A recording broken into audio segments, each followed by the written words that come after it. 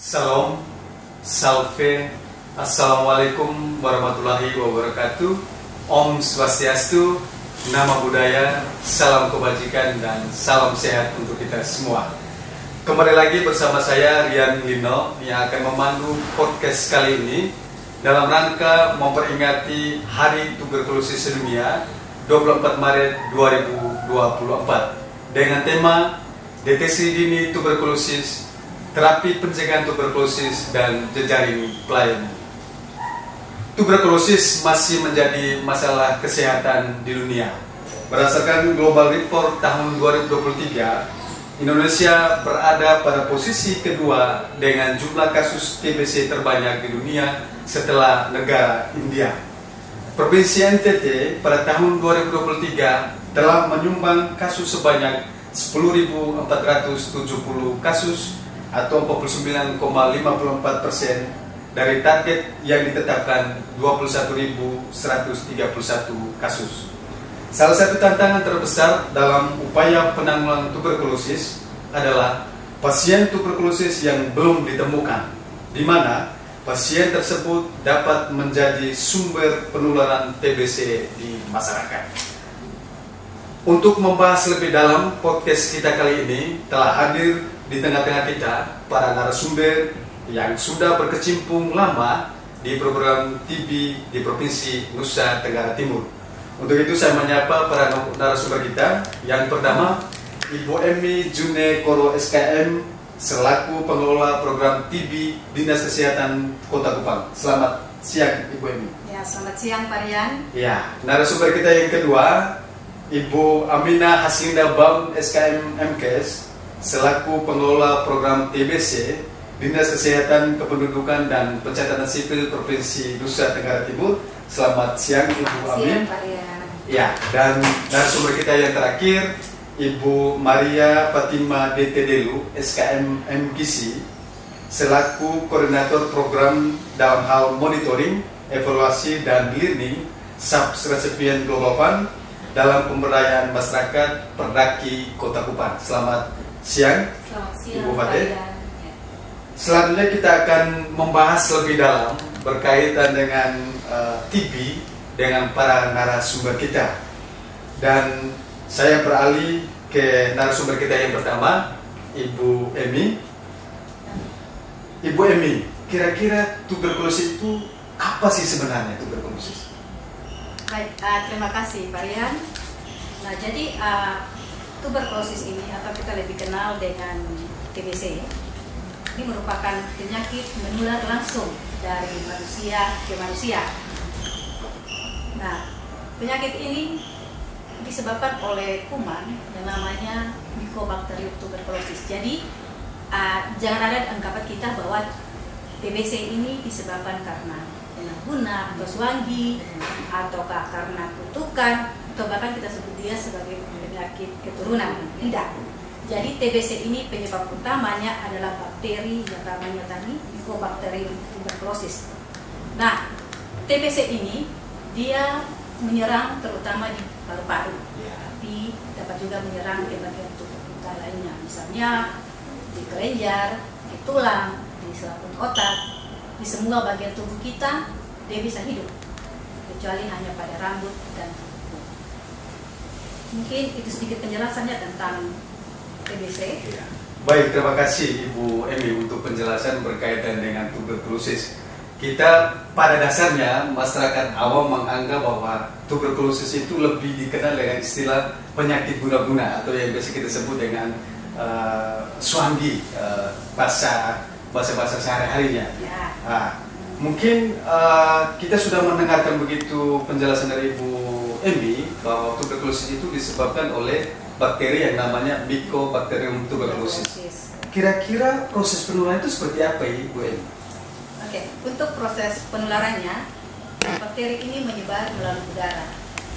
Nah, pada saat pasien dengan sakit, istilahnya di program aktif, dia berbicara ataukah dia batuk, dia bersin, pada saat itu dropletnya keluar atau percikan dahaknya. Nah, percikan dahak itulah yang dihirup oleh orang yang sehat. Nah, percikan dahak ini dia dapat bertahan di udara selama dalam waktu tertentu dalam kondisi yang gelap atau lembab. Itu tempat hidupnya dia, tempat hidup dari kuman ini. Nah, orang yang sehat menghirup udara yang sudah mengandung kuman TBC, maka akan masuklah melalui pernafasan dan kemudian dapat menyebar ke bagian tubuh yang lainnya. Nah, jika daya tahan tubuh orang yang sudah menghirup udara yang mengandung kuman ini, daya tahan tubuhnya kuat, maka dia tidak sakit. Dan ini yang dinamakan dengan istilahnya fiberaten. Tapi kalau pada saat daya tahan tubuhnya lemah, maka dia sakit TBC. Mungkin itu Maria. Baik, menarik sekali Bu Emi. Seseorang sakit TB juga dipengaruhi oleh daya tahan tubuh dari kita sendiri. Kira-kira potensi ketika kalau misalnya daya tahan tubuh kita sakit, siapa saja yang berisiko terkena TBC, Ibu Emi? Iya, kita semua mempunyai peluang yang sama, untuk terinfeksi kuman TBC ini. Karena tadi sifat penularannya itu yang sangat mudah, hanya melalui udara. Namun tetap ada yang lebih berisiko lagi. Nah, yang lebih berisiko itu siapa saja? Yang pertama, orang yang kontak erat atau yang kontak serumah dengan pasien TBC. Yang kedua, kelompok orang dengan daya tahan tubuh yang rendah. Misalnya siapa? Anak-anak. Kemudian orang dengan HIV, lansia, penyandang diabetes mellitus, dan juga perokok. Perlu diingat, TBC ini adalah penyakit yang dapat mematikan, tetapi dapat juga disembuhkan. Nah, dengan cara apa? Pasien minum obatnya sampai selesai dan teratur. Prinsipnya begini, 3T ya, ada 3T. 3T itu apa? Tepat dosis, tepat waktu, dan tepat cara. Untuk yang tepat dosis, pasien harus minum obat sesuai dengan dosis yang sudah ditetapkan. Karena untuk pengobatan TBC ini kan diberikan dosisnya sesuai dengan berat badan pasien. Kemudian untuk tepat waktu, tapi kalau memang sudah janjian jam berapa dia minum, misalnya jam 7 malam, berarti seterusnya pasien harus minum jam 7 malam.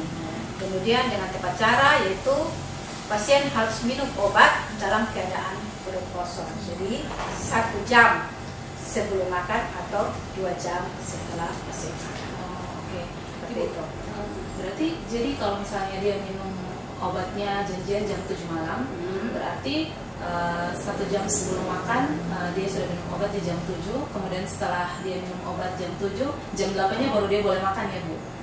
Nah, karena kan 1 jam sebelum makan, kemudian kalau 2 jam setelah makan, misalnya dia minum obat jam 6, berarti jam 2 jam dari jam 6, jam 6, 7, 8 ya, baru dia boleh makan. Ya, baik, terima kasih Ibu Emi. Kita juga mungkin masyarakat awam pada umumnya harus tahu juga tanda dan gejala dari tuberkulosis seperti apa. Mungkin Ibu Emi bisa jelaskan tanda atau gejala jika seorang terkena TB, dan mungkin juga dengan pencegahan itu seperti apa. Oke, baik Pak Rian. Untuk gejala TBC ada gejala utama dan ada gejala tambahan, gejala lainnya. Nah, untuk yang gejala utama yaitu batuk terus-menerus, baik itu berdahak maupun tidak berdahak.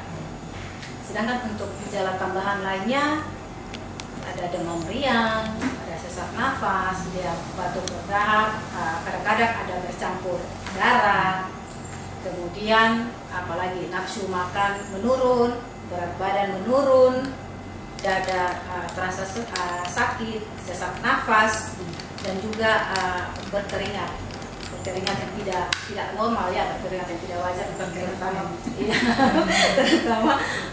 misalnya keringat mungkin tanpa sebab itu ya pada sore atau malam hari, itu dia punya gejala tambahannya. Nah, tapi perlu kita ingat ya, dengan adanya gejala-gejala ini kita jangan langsung menjudge bahwa orang itu TBC, karena semuanya harus tetap diperiksa, didiagnosa pasti.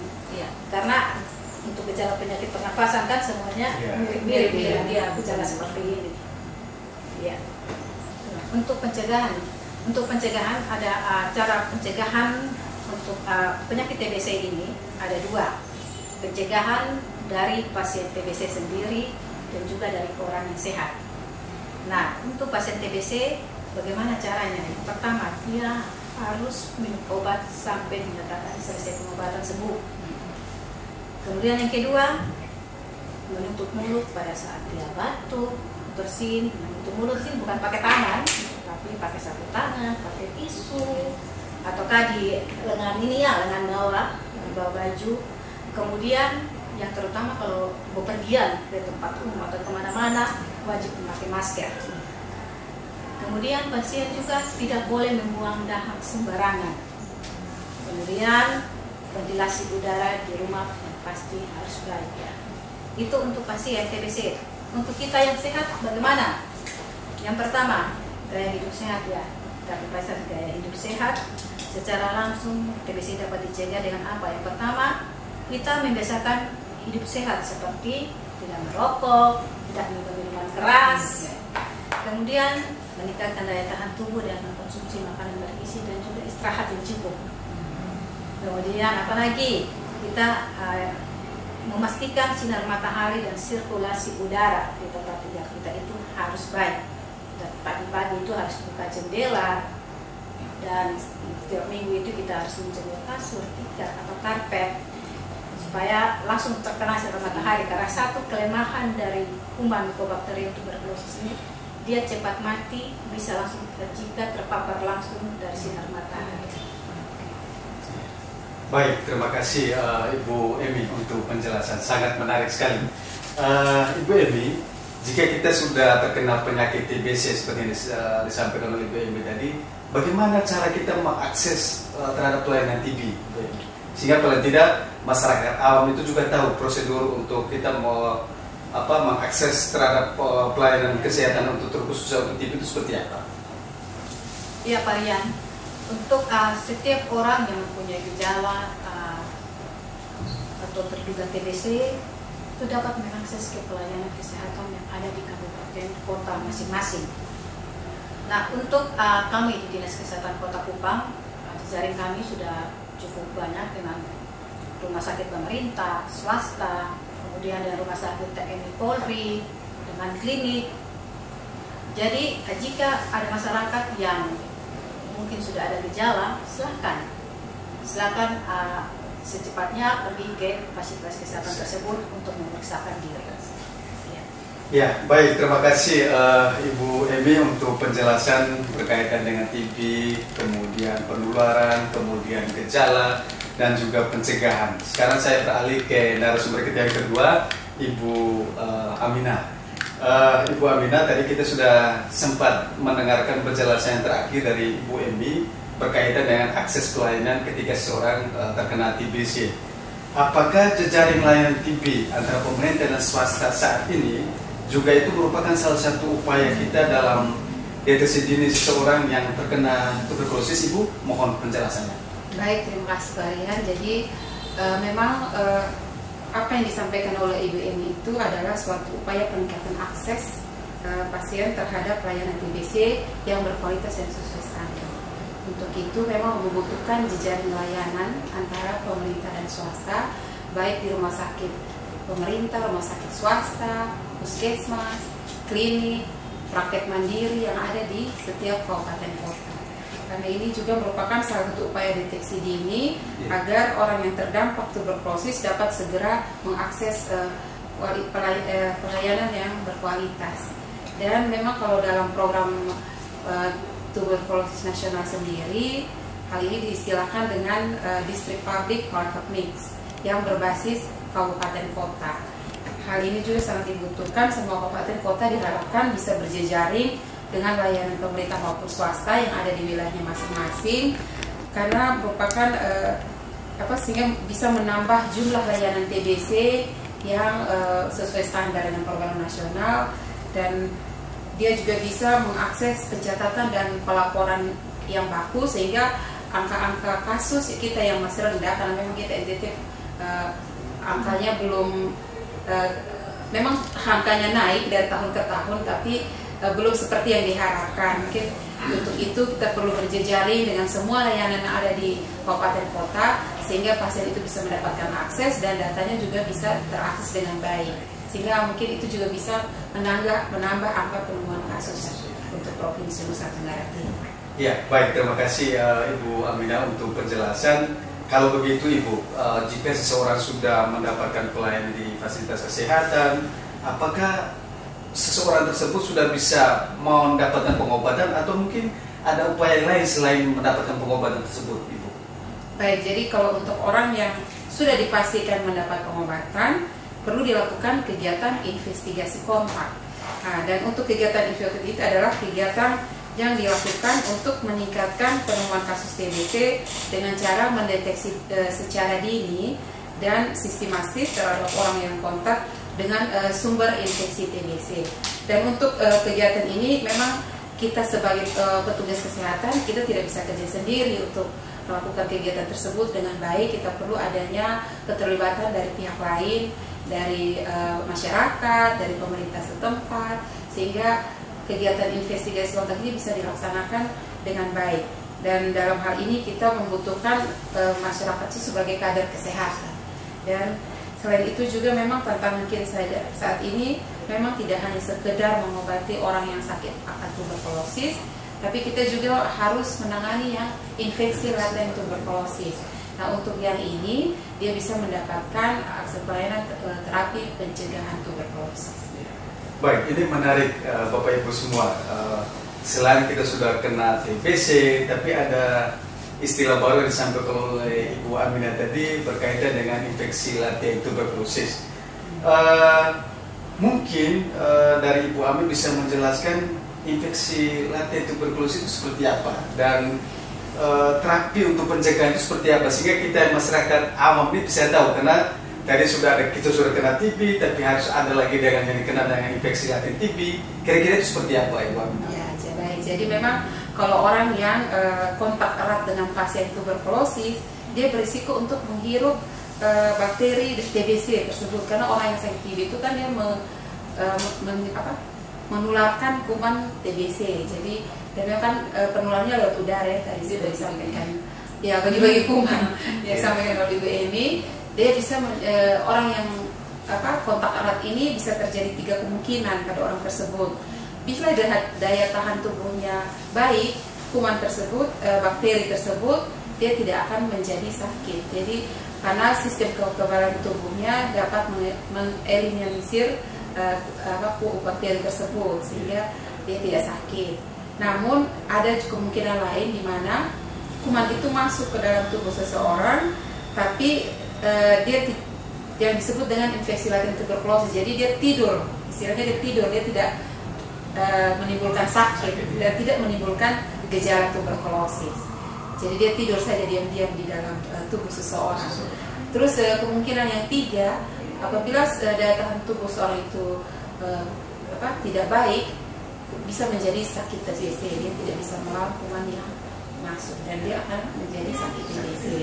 Nah, untuk orang dengan infeksi laten ini memang dia tidak memiliki gejala. Kalau diperiksa dengan laboratorium, gejalanya tidak terlihat, tapi tidak diketemukan adanya kuman. Tetapi dengan melakukan tes tuberkulin itu ternyata hasilnya positif. Dan untuk orang ini memang orang yang seperti ini dia harus mendapatkan terapi pencegahan tuberkulosis. Nah, untuk terapi pencegahan tuberkulosis ini memang bisa diakses di layanan yang sudah berjejaring dengan program tuberkulosis nasional. Dan terapi pencegahan tuberkulosis sendiri itu ada berbagai dosis yang diberikan. Ada yang 3 bulan, ada yang 6 bulan. Nah, untuk ada yang 3 bulan itu ada yang minumnya hanya 12 dosis. Bisa dia minum seminggu sekali selama 3 bulan, jadi 12 dosis. Dan menurut penelitian, orang yang mendapat terapi pencegahan tuberkulosis bisa mencegah dia untuk terkena TB itu selama 3 tahun. Baik, terima kasih Ibu Aminah untuk penjelasan sangat-sangat menarik sekali yang perlu kita ketahui bersama Bapak Ibu semua. Saya beralih lagi ke narasumber yang ketiga, Kakak Fadil. Dan Kakak Fade ini merupakan salah satu perwakilan dari komunitas Perdaki di Kota Kupang yang juga sudah membantu pemerintah Provinsi Nusa Tenggara Timur dalam penanggulangan tuberkulosis di Provinsi NTT. Kakak Fade, kira-kira Perdaki itu apa sih sebenarnya? Komunitas apa ya? Terima kasih Kak Rian. Jadi saya jelaskan sedikit terkait dengan kami komunitas Perdaki. Jadi Perdaki itu sebetulnya kepanjangan dari Persatuan Karya Dharma Kesehatan Indonesia. Jadi memang asal muasal pembentukan Perdaki ini diinisiasi oleh para suster-suster, kaum biarawan-biarawati Katolik dan juga umat Katolik yang memang mereka itu punya ketertarikan dan juga perhatian khusus dalam bidang kesehatan, dan juga biasanya mereka itu yang sudah memang bergelut dalam bidang kesehatan. Jadi Perdaki ini dia disahkan oleh KWI itu di tahun 1972, jadi sebenarnya sudah lama. Hanya memang aktivitas yang dilakukan oleh Perdaki, kegiatan-kegiatannya itu membutuhkan dukungan, juga kerjasama dengan pihak-pihak lain. Seperti yang sudah kami jalankan di Keuskupan Agung Kupang ini, kami mendapat dukungan terutama dalam hal ini dana itu dari Global Fund sejak tahun 2016 sampai dengan sekarang. Ya. Kemudian untuk di wilayah Keuskupan Agung Kupang sendiri, kami itu awalnya bekerja cuma di 3 wilayah karena memang keterbatasan biaya dan juga tenaga yang ada. Kami dari tahun 2016 itu kami bersama dengan Kota Kupang, kemudian Kabupaten Kupang dan juga Kabupaten TTS yang memang itu masih berada di wilayah Keuskupan Agung Kupang. Kemudian setelah adanya pergantian PR, kalau di level komunitas itu PR itu sama dengan kementerian, jadi yang ditunjuk oleh pendonor kita Global Fund itu berganti dari ICIA waktu 2016 kemudian berpindah ke Konsorsium Penabulu STPI. Kami diminta untuk menambah wilayah kerja kami, wilayah intervensi, yaitu di Kabupaten Sika dan juga Kabupaten Sumba Barat Daya, sehingga kami juga di Keuskupan Agung Kupang ini kami menjalin kerjasama lagi dengan teman-teman di Keuskupan Maumere maupun Keuskupan Wetabula. Begitu, Pak Rian. Ya, baik, terima kasih Kakak Fade, menarik sekali berkaitan dengan komunitas Perdaki ini. Kira-kira Kakak Fade, kegiatan-kegiatan yang sudah dijalankan Perdaki dalam rangka membantu pemerintah Provinsi Nusa Tenggara Timur untuk penanggulangan program TB itu apa saja kegiatan-kegiatan sudah dilakukan Kakak Fade? Ya, jadi sejak tahun 2016 itu kami pada prinsipnya kami komunitas itu memang mendukung setiap program yang dilaksanakan oleh pemerintah untuk penanggulangan TBC ini kami sifatnya mendukung. Dan kegiatan-kegiatan yang kami lakukan itu yang utamanya adalah penemuan kasus secara aktif di tengah masyarakat ya. Tadi sempat disinggung oleh Ibu Ami ada kegiatan investigasi kontak. Nah, itu salah satu yang kami lakukan. Jadi kami melakukan kegiatan investigasi kontak itu kepada pasien yang kontak serumah dengan pasien, kemudian juga yang kontak erat dengan pasien. Selain itu kami juga melakukan edukasi penyuluhan bagaimana pencegahan TB, kemudian yang terutama tadi juga disampaikan terkait dengan terapi pencegahan tuberkulosis ya, supaya jangan ada lagi orang yang terindikasi ILTB. Kemudian kami juga melakukan pendampingan terhadap pasien-pasien TBC, baik itu pasien TBC yang sensitif obat maupun resisten obat. Jadi setelah kami lakukan investigasi, kami mendampingi mereka sampai mereka menyelesaikan pengobatannya untuk menghindari angka loss to follow up. Artinya ada yang putus berobat, karena tadi Ibu Emi juga sampaikan bahwa harus teratur dan sampai selesai pengobatannya. Nah itu kami bantu untuk mendampingi mereka itu. Lalu ada juga kami memberikan bantuan dukungan transportasi khusus untuk pasien TBC resisten obat. Jadi kami memberikan bantuan setiap bulannya, itu ada bantuan yang kami berikan itu mulai dari pasien itu dia terkonfirmasi, artinya dia terdeteksi oh ternyata dia resisten obat. Nah itu kami mulai berikan sampai dengan dia menyelesaikan pengobatannya. Mau pengobatannya nanti jangka panjang atau pendek, tetap kami akan memberikan bantuan itu sampai dia selesai. Ya. Baik, terima kasih Kakak Fade penjelasan berkaitan dengan kegiatan-kegiatan. Mungkin dari kegiatan-kegiatan yang sudah dilakukan oleh Perdaki, apakah ada kegiatan pemberdayaan masyarakat yang ya paling tidak ini mendukung untuk program penanggulangan TB lah di Provinsi NTT? pemberdayaan masyarakat yang sudah dilakukan itu dari Pendaki? Ya, tentunya ada, Pak Rian. Jadi kami komunitas ini kami memang bekerja sama dengan masyarakat. Jadi masyarakat yang ada di wilayah intervensi kami latih mereka menjadi kader-kader. Yang mana kader-kader inilah mereka yang bergerak di lapangan. Mereka menjadi ujung tombaknya kami di lapangan untuk kegiatan penemuan kasus secara ini. Jadi kami latih mereka yang melakukan tadi kegiatan investigasi kontak, kemudian penyuluhan, kemudian juga pendampingan terhadap pasien. Itu semua dilakukan oleh kader-kader kami yang ada di lapangan. Jadi kalau kita melihat sepak terjang kami yang memang sudah cukup lama ini, dari 2016 sampai dengan sekarang, itu sudah ada sekitar 600 kader atau masyarakat yang kami latih sebagai kader-kader pendaki, yang juga sudah menyumbangkan penemuan kasus secara aktif di tengah masyarakat. Namun memang menjadi tantangan tersendiri untuk kami, karena tidak semua orang yang sudah kami latih sebagai kader itu mereka melakukan aktivitas penemuan kasusnya di lapangan. Karena kader kan masyarakat umum yang mana mereka juga punya kesibukan masing-masing dengan segala tantangan dan juga kendala yang ada, sehingga tidak semua mereka itu akhirnya melakukan kegiatan penemuan kasus. Tapi kami komunitas tetap berupaya bagaimana menjaga semangat kader-kader kami, kemudian juga dengan tetap selalu melakukan refreshment kader setiap periode pergantian program.